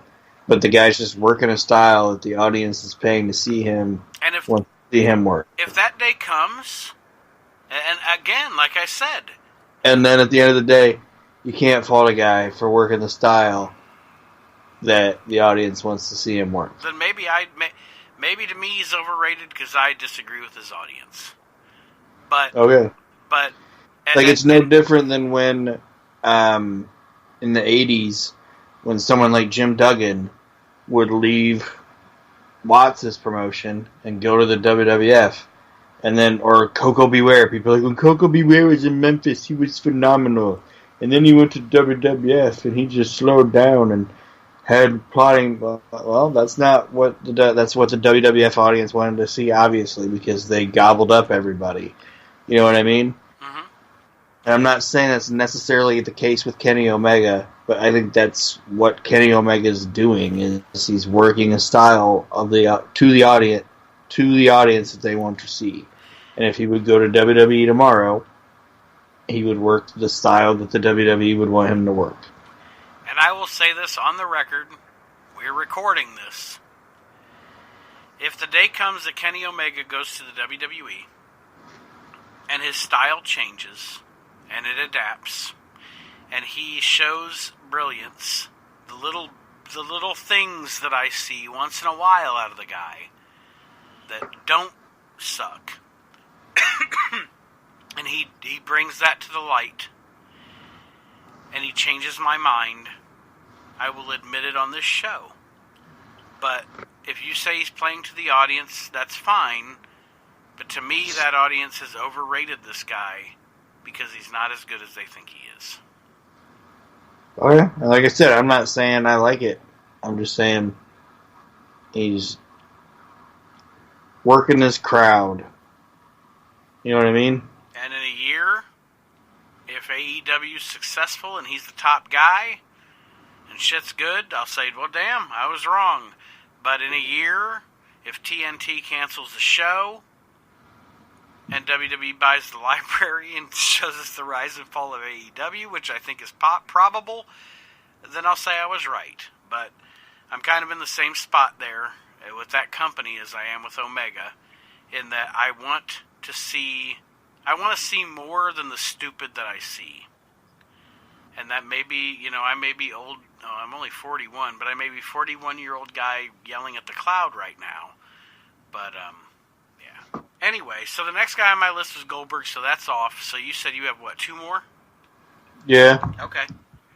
Well, I mean, okay, Jeff Foxworthy, I'm sure, has 18 good dick jokes. You know what I mean? Yeah. like he's just writing dick jokes at home about his dick. And you know what I mean? Like, oh, that's a great dick joke. Like Jeff Foxworthy wants to go up on stage and be like, I'd like to tell y'all a joke about my dick, but it's too long. Like, he wants to do that. You know? He wants to ask the lady in the front row, spell me. And then when she's like, and me, he wants to be like, you forgot the D. So she can go, there's no D in me. And he's like, you want to change that? So here's where I say that's different. Those, but people want them redneck jokes. That's what he's going to hit them with. Here's where I disagree and where I say that's different. Okay? Because Kenny Omega didn't start out doing this that I think is overrated. Now, Kenny Omega started out doing worse things like wrestling a 9-year-old girl. So, I mean, we can say play to the audience, but in the beginning, he was doing stupid shit. So, well, that's stuff that in Japan people wanted to see him do. I'm just saying, if somebody they didn't know they wanted to see him wrestle a 9-year-old girl until he did it. And 6 people, it does not an audience make. Like, if the 6 people in that audience want to see it, give the audience what they want. I'm not defending it. I'm just saying that's what it is. I think it's a very thin ice argument for the guy. I think that the best wrestlers in the world appeal to everybody. Chris Jericho, Cody, Bray Wyatt, Daniel Bryan. You don't. The best wrestlers in the world don't paint themselves into a fucking corner and stick in a shtick. Okay, you know what I mean? Does what I'm saying make sense? Yeah. Like maybe but what I'm saying also kind of makes sense too. That you're in a business. It's called the wrestling business.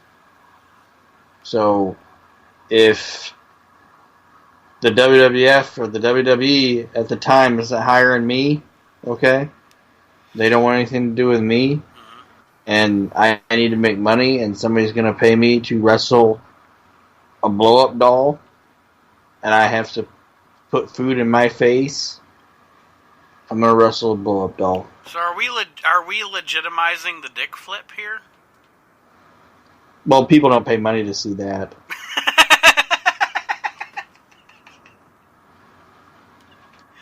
But they do, though. That's on Impact. And that's in bingo halls. And that's in... That's what I'm saying about the 9-year-old girl thing. It's stupid. Like, he started from stupid. Kenny Omega, set his foundation from fucking stupid. Okay, I mean, and also...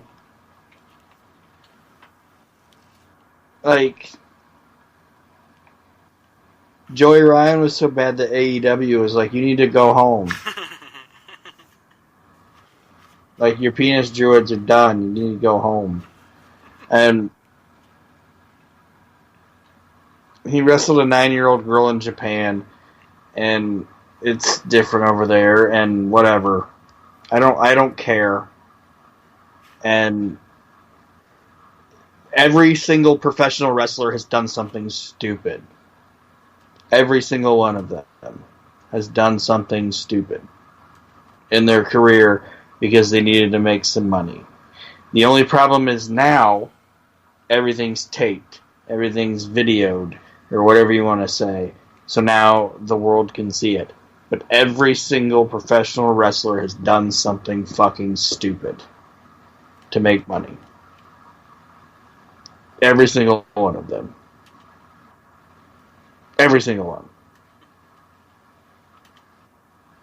It's just the facts. So Jerry Lawler wrestled like Frankenstein. It's stupid. Hey, he wrestled Dr. Frank. See, he didn't even wrestle the real Frankenstein. Who's next CM Punk. We totally disagree on that one. I know. And I've said it before that I think the guy's overrated. I'm not going to yell at the cloud here. So you tell the listeners who have not, maybe new listeners who haven't heard conversations we've had about Senior Punk, why you think CM Punk is overrated. I just don't think that he's the end-all, be-all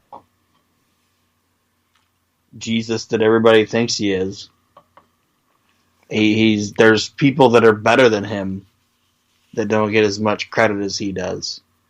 And it's just, he came around at the right time, and I just don't think that, like I said, I'm not saying he's bad, but I'm not saying he's like, the greatest thing in the world. Right. There were people that were around at the same time he was that were much better than him. If Nigel McGuinness wouldn't have gotten sick, and if he was better than CM Punk. Okay, if Claudio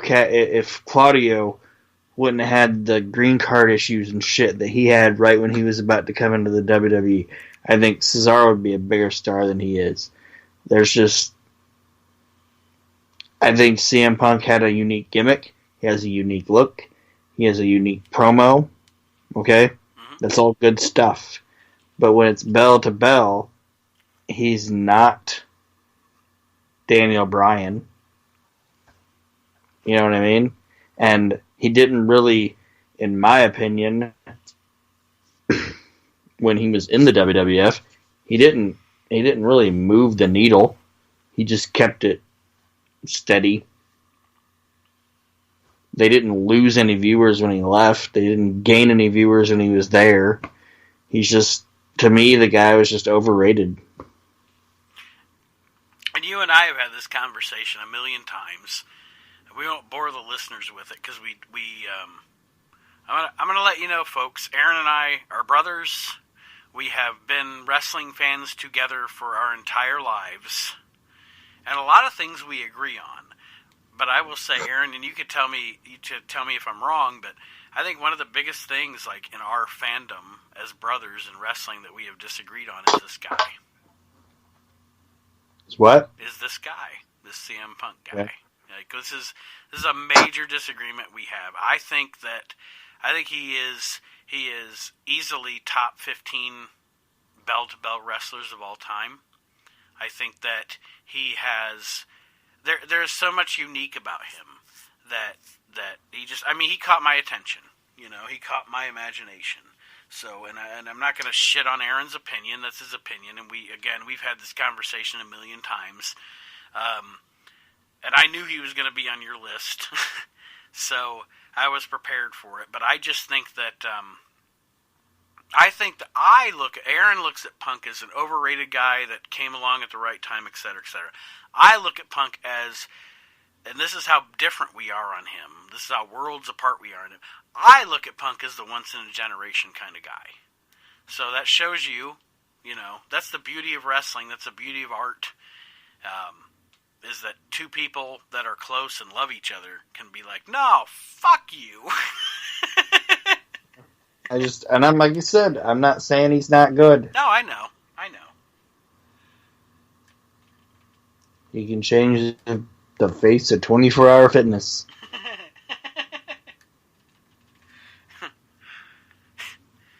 Work it out. Yeah. So the last guy on my list, it's not me, but he would say it's me. It's me. It's DDP. Diamond Dallas Page is overrated as fuck. You want to know something funny? Is he the one on your list too? Last guy on my list. All right, we are positively Page or negatively Page here on the We Can't Wrestle podcast. Page benefited by having a really influential neighbor. Okay, Diamond Dallas Page is not a bad guy. Seems like a good, decent guy. All right. Diamond Dallas Page, I don't begrudge him his success whatsoever.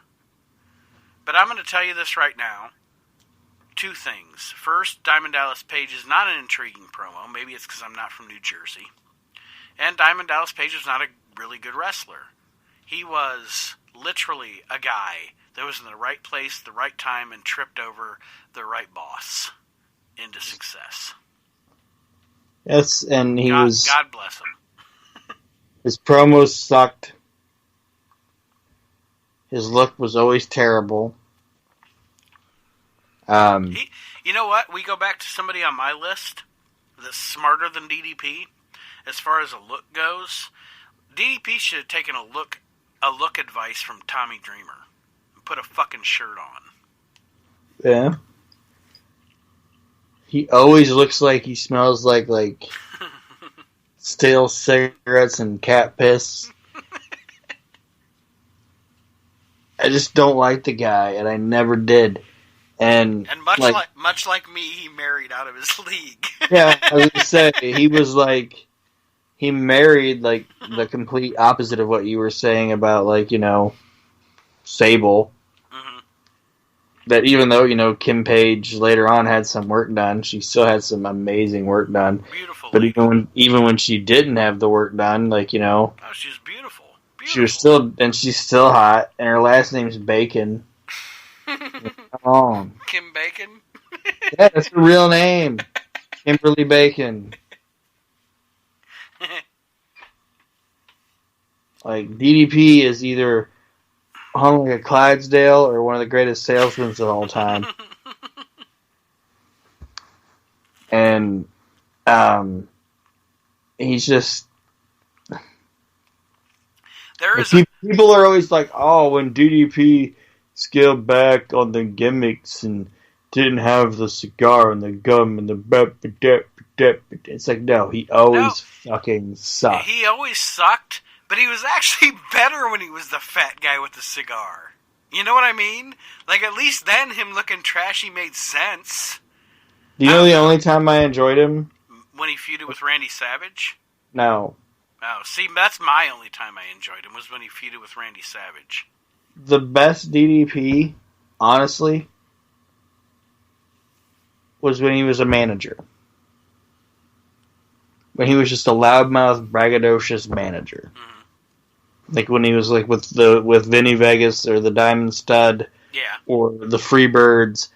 I didn't mind him then, because he could be a big loudmouth or whatever. But when it came to anything with him in the ring or cutting a promo as a wrestler, talking himself up, it was fucking trash. And do you want to know the first time? The first time, and there wasn't even people watching it with me, and it might be the only, I shouldn't say the only time. The first time I was embarrassed to be a professional wrestling fan, a little embarrassed to be a wrestling fan. When was that? When he started his feud with Dave Sullivan.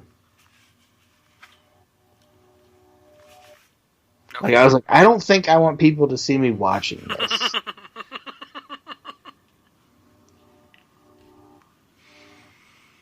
Now we all know Dave Sullivan, one of the greats of all time. I mean, how could DDP drag him down? But he did it. Right. There's a part where they're in the parking lot, and there's actual punching noises. It's like a movie. It's like poof, poof, poof, poof. It's like, And I know that wasn't all his fault, but in my mind, I was like, this is DDP. This guy fucking sucks. He's even got sound effects when he punches people. Or that shit. Garbage. Or that shit he did with Mero when he's like, I didn't say 4 tires. Well, that's an old school saying. They stole that. But the way they did it. Yeah. And then Mark Mero, he's fucking garbage too. yeah. So maybe that has to do with the fact that part of my childhood, those guys feuded for, what was it, 10 and a half years? I was gonna say, 17 years or whatever. They feuded for 10 and a half years. From 1993 to 1995, they feuded for 10.5 years. Isn't it ironic that Mark Merrow's two longest feuds were with DDP and Sable? Jesus Christ, he should have been on the goddamn list. No, because I think everybody hates him, so I don't even know that he's overrated. Yeah. Like, I don't know anybody. I've never talked to any wrestling fan or anyone that has ever said, I really like Mark Merrow. Like, they say he does his, like, motivational things and stuff. I get, but no, I have a feeling, like, after I would, like... As far like, as that, yeah, no, I was going to say, as far as that goes, like, he's a great motivational speaker. Like, I haven't watched it. I always had a feeling that it's like, I want to be like, Mark, before I came here, I had no thoughts of killing myself. But after listening to you speak for 2 hours about not wanting to kill yourself, I want to kill myself. No, ironically, and this is a thing, like I said, like when we were talking about some of the other guys on this list, like I'm sure this guy's a great human being, or I'm sure this guy's a good person, or I'm sure this guy's good at whatever. It's funny, Mark Merrow's actually pretty decent at what he does now. He just wasn't good in wrestling, so yeah, I guess DDP getting some universal hate here at the end of the show. Not a DDP fan. Nope. Not a fan. Again, I like his feud with Savage. I think that Savage got the best out of Page that anybody ever got. But I'm not saying that it wasn't a good feud. No, it was. It was. Again, like that's the only time I watch Page where I'm actually entertained. So, but that's more speaking toward the Macho Man than Page. And guy was butthole, man. We are just what is it Thank now? you. Butthole. How many years is it now since we lost the match? It's like the anniversary was a couple of days ago. I don't know. But anyway, I think it was 7 years ago or something like that.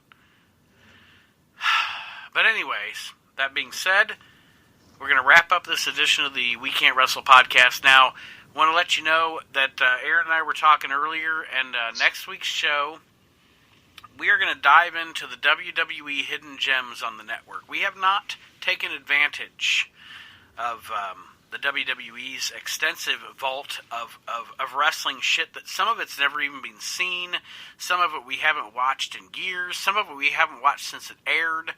So we're going to start digging in sometimes to this WWE Hidden Gems, dig into the vault on the WWE Network, and watch some of these shows and then do the review for you. And the next one we're going to do for next week, the first one I guess we're going to do for next week, is we'll call it the We Can't Wrestle Vault. We're gonna steal from the Hidden Gems there, and we're gonna talk about the Survivor Series Showdown from 1993. It's November 21st, 93. It aired on the USA Network. I believe the main event is Yokozuna versus Bret the Hitman Hart for the WWF Championship. And I honestly, and I'm sure Aaron can say he's the same because we have it on fucking tape, I haven't seen this since probably it aired. When I was 14, 15 years old. So it's going to be fun, I think. Should be. Or it could be terrible. Either way, whether it's good or bad, it'll be great.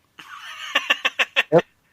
Good stuff makes a good show, and bad stuff makes a better show, because we try to hit the comedy here. Aaron, is there anything you want to say to our listeners before I hit the tootsie here? Nope. All right. Wait a minute, I tell you. I want to thank everybody for joining us on another edition of the We Can't Wrestle podcast. This is episode 80.